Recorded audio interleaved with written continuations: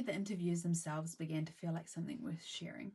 The people I was speaking to had such fascinating experiences, and I didn't want those voices to disappear into a manuscript that only a reader of the finished book would ever encounter.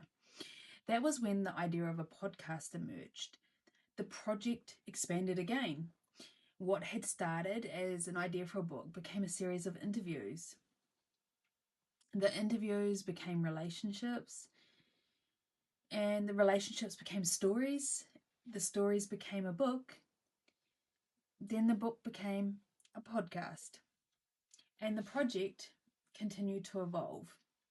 Looking back, I don't think I ever truly knew what I was creating when I began. I only knew that I had experienced something in Africa that had changed me, that I couldn't shake the feeling that other people's stories deserved to be heard too. The project became much bigger than my own experience. And ultimately, that was exactly what I wanted, because I Heart Africa project was never supposed to be my story of Africa.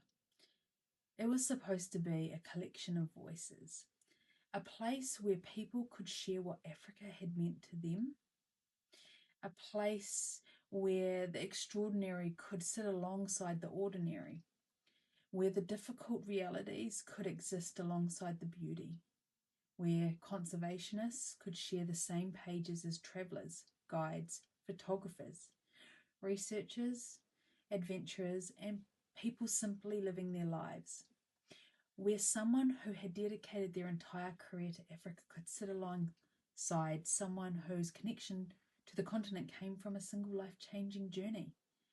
That is what makes the project what it is. It isn't one person's Africa. It is Africa as experienced through many different lives. And perhaps that is why the project continues to evolve, because there will always be another story, another person, another experience, another perspective, another reason to fall in love with Africa.